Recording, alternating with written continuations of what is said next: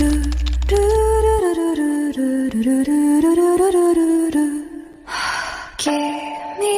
中にある赤と青き線それらが結ばれるのは心の像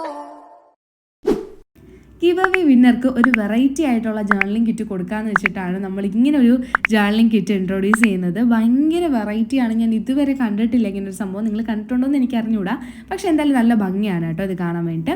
പിന്നെ ഈ താഴെ പറയുന്ന എല്ലാവിധ റൂൾസും നിങ്ങൾ ഫോളോ അപ്പ് ചെയ്തിട്ടുണ്ടെന്ന് എന്തായാലും ഉറപ്പ് വരുത്തുക. പിന്നെ ലോങ് വീഡിയോസ് ഫുള്ളായിട്ട് സ്കിപ്പ് ചെയ്യാണ്ട് തന്നെ കാണുക. കാരണം എന്ന് പറഞ്ഞാൽ ഈ ലോങ് വീഡിയോൻ്റെ ഇടയ്ക്ക് രണ്ട് ഇതായിട്ട് ഞാൻ എന്ത് ചെയ്യുന്നുണ്ട്, ക്ലൂസ് ഒളിപ്പിച്ച് വെച്ചിട്ടുണ്ട്. മനസ്സിലായോ? ഇതൊരു ഫൺ ഗെയിമായിട്ട് തന്നെ എടുക്കുക. ആ ക്ലൂവിൽ നിങ്ങൾക്ക് ഏത് സെക്കൻഡിലാണോ നിങ്ങൾ ആ ക്ലൂ ഫൈൻഡ് ചെയ്യുന്നത്, നിങ്ങളത് നോട്ട് ചെയ്ത് വെക്കുക. മനസ്സിലായോ? അങ്ങനെ രണ്ട് ക്ലൂസ് ആയിരിക്കും ഉണ്ടാവുക.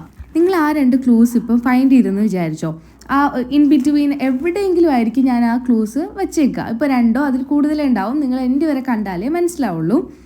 അതിനുശേഷം ഇപ്പോൾ നിങ്ങൾ കമൻറ്റ് ഇടാനുള്ളൊരു ടെൻഡൻസി ഉണ്ടാവും. പോയി കമൻറ്റ് ഇട്ടാൽ നിങ്ങളുടെ ഓപ്പർച്യൂണിറ്റീസ് ആയിരിക്കും പോവുക.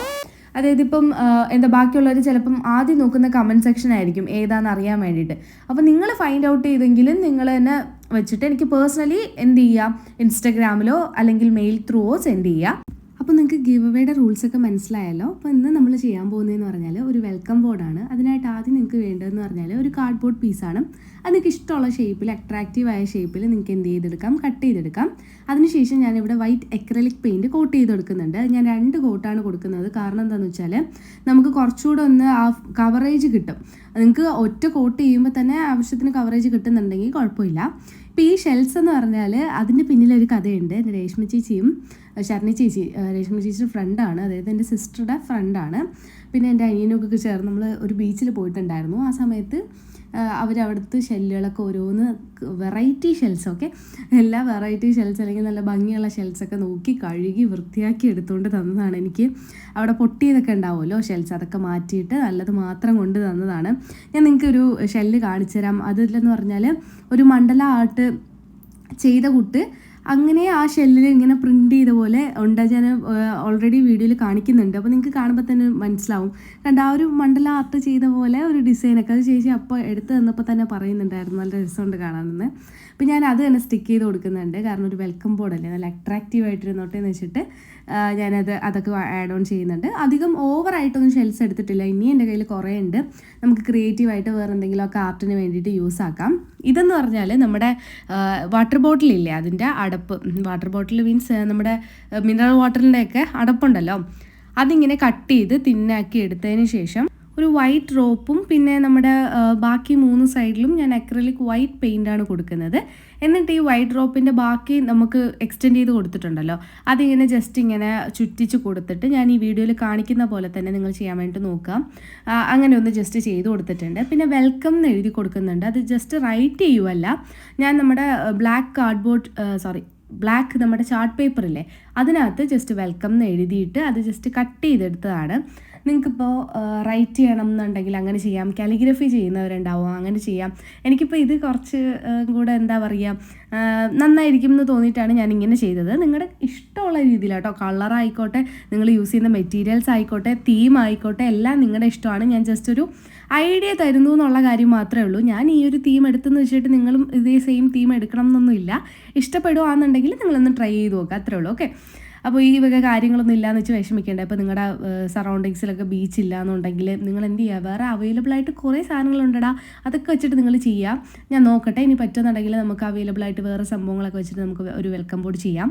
അപ്പോൾ ഞാനിവിടെ ഹോൾ ചെയ്തെടുത്തിട്ടുണ്ട്. നമ്മുടെ കോമ്പസ് വെച്ചിട്ട് ജസ്റ്റ് ഹോൾ ചെയ്തിട്ട് അത് ട്വിസ്റ്റ് ചെയ്ത് കൊടുത്തപ്പോൾ കറക്റ്റ് ഒരു സർക്കിൾ ഷേപ്പിൽ കിട്ടി.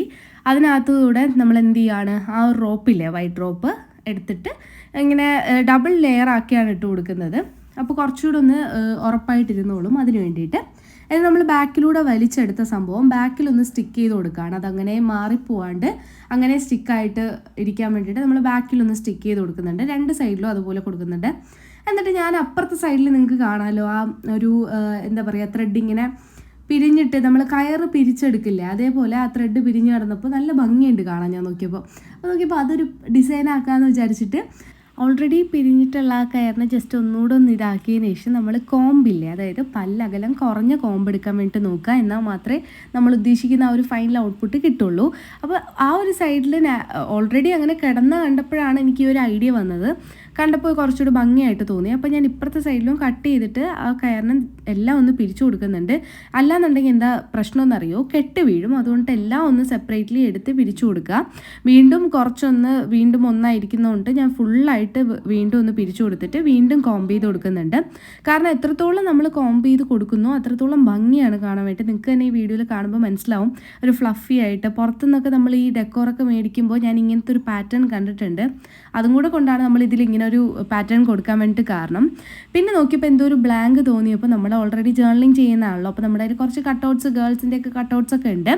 അപ്പോഴത്തേക്കും ആ ഒരു നമ്മുടെ ബീച്ച് തീമുമായിട്ട് മാച്ചായി പോകുന്ന ഈ ഒരു സ്റ്റിക്കർ, മീൻസ് ആ ഒരു കട്ടൗട്ട് കണ്ടു. അതിനകത്തൊരു ഗേൾ ഇങ്ങനെ ഡോഗിനെയും കൊണ്ട് വാക്കിങ്ങിന് പോകുന്ന പോലെ, നമ്മൾ ബീച്ചിലൂടെ വാക്കിങ്ങിന് പോകുന്ന പോലെയൊക്കെ ആ ഒരു തീം വരുമെന്ന് തോന്നിയിട്ട് ഞാൻ അതാണ് സ്റ്റിക്ക് ചെയ്ത് കൊടുത്തിട്ടുള്ളത്. ഫൈനൽ ഔട്ട്പുട്ട് നമുക്ക് ഇങ്ങനെയാണ് കിട്ടിയിട്ടുള്ളത്. ഇഷ്ടപ്പെട്ടോ ഇല്ലേ എന്നുള്ളത് കമൻറ്റ് ചെയ്യുക. നിങ്ങൾ എല്ലാവർക്കും ഇഷ്ടപ്പെടുകയെന്നുണ്ടെങ്കിൽ എന്തായാലും ഒന്ന് ട്രൈ ചെയ്യുക. ഏതെങ്കിലും തീമിലൊന്ന് ട്രൈ ചെയ്ത് നോക്കുക. Okay, bye bye.